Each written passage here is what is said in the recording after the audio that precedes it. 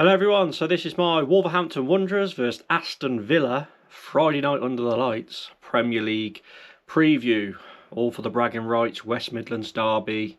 But, talking of derbies, can Wolves pass Derby's low points record by beating Villa? That's the big question. For this preview today, I know some people probably won't feel that confident, but you never know. Villa are struggling a little bit. They've had a few little blips in the league, although, you know, they're doing really well this season, aren't they? Up in third place, I think they're 10 points off Arsenal, who are top, but if they beat us, obviously that goes down to 7, so they'll really want to beat us, not just for bragging rights, but to try and have that little bit of hope to still be in the title race, which obviously for a team, no disrespect, like Villa, that's really good because no one expected them to be in the title race, but pushing top 4 again.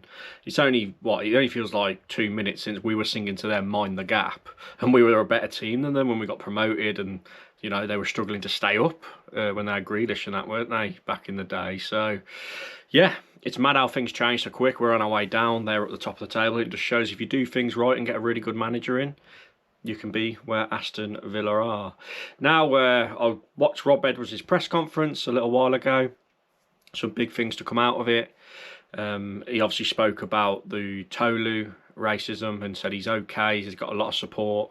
He's ready and okay enough to play against Villa on Friday to bounce back. And yeah, Rob had some strong words to say about that, as you could expect. And he wants to see it stamped out.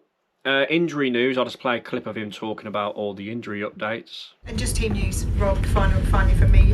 Channy's doing okay? Training really well, but I think to be involved tomorrow probably too soon. Looking to try and get him into the squad for next week. No Crutchy?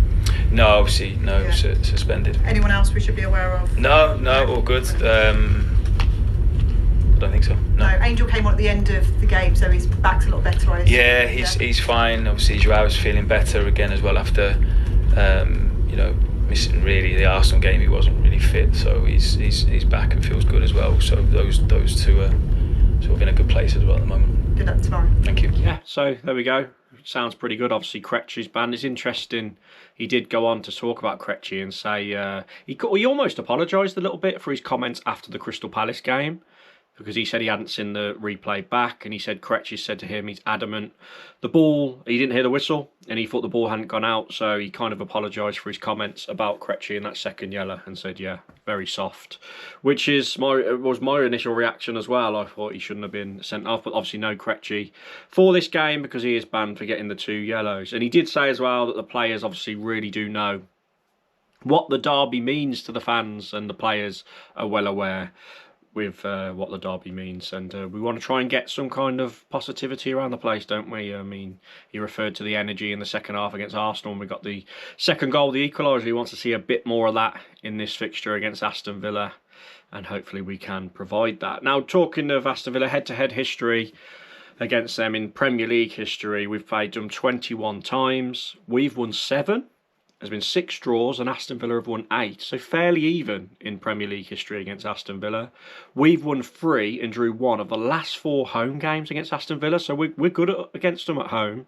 And I think when they last beat us was in lockdown, so their fans haven't seen them beat us at Molineux for a very, very long time. And I know their fans hate coming to Molineux as well. I think they think they're cursed when they come to our ground. So hopefully we see a bit more of that and that run continues and we stay unbeaten or even win again and get our second win of the season. That'd be nice, wouldn't it? And pass Derby's record. So yeah, in the reverse fixture, obviously we lost 1-0 and we were the better team that day. If you remember, they scored a worldie top corner, but it felt like it was such a gutting loss because I thought we played okay. Obviously Villa have got a lot going on with Europe and they probably were a bit complacent that day, but they still got the win. So we've got to hope they're a bit complacent again in this fixture and we can take advantage of it. But I've got a feeling they'll be up for it a bit more after a few blips recently, because they drew with Leeds 1-1 last time out. Abraham come on and got the late equaliser.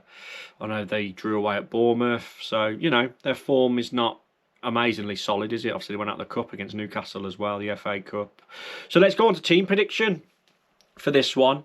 Obviously the obvious missing person will be Krejci, so my prediction is Sarr in goal.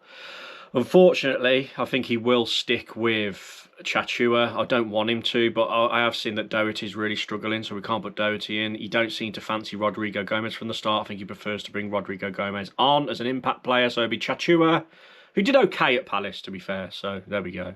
Mosquera right centre-back, Santi Bueno in the middle. And I've got a feeling, obviously, that Totti Gomez is back, but I've got a feeling he's going to start David Muller-Wolfer at left centre-back. He's the one he brought on away at Palace.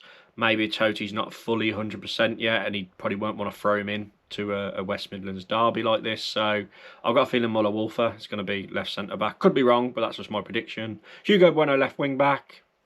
The midfield three of, I think it'd be Andre, Bellegarde and Mane, because I thought those three did quite well against Palace, particularly when we had 11 men on the pitch. João Gomez was at fault for the Evon Gesson goal. He did mention about João Gomez, as you saw in that press conference clip, that he is back fully fit now, but I still think he might miss out for the reasons I've just said. And then, yeah, up top, it's got to be again Tolu and Armstrong, which is because we've got no other options, really. And again, I say it every week, the only other option we've got, really, is we push Mane further up and then slot João Gomez in for Armstrong, for example. But that's my team. Comment your thoughts down below on that if you think that will be the starting 11 against Aston Villa. And now it's for the score prediction. Now, do you know what? Going into this, I'm feeling a bit numb. I don't feel confident. I don't feel like we're going to get battered. I'm just like meh. So with my head, I'm going to say a 1-1 draw. I'm going to say a 1-1 draw. Maybe goals from Ollie Watkins for Villa. I know he started their last few games. Abraham's been coming on. And then, let's say Tolu gets our goal. It'd be nice, wouldn't it, for him to get a goal after what he's been through the past week. With my heart, I've got to go for a Wolves win in my heart, haven't I? Let's go Wolves 2, Aston Villa 0. A surprise clean sheet and victory. With goals from Mateus Mane and Tolu Arakadare. I'd love that. I'd love it. I can't see it, but that's with my heart, as you know. But there's me predicting us not losing, which is mental because we always lose. So, yeah, I'm being a bit biased this week with the score predictions, but give your score prediction. Hopefully the atmosphere is good. Something to cheer about going into the double header against Liverpool. But, yeah, I'll catch you all after the game, and I hope it's a good reaction, and it's a reaction where we've won and gone past Derby's record. Have a great rest of your week, everyone, and I'll catch you Friday night.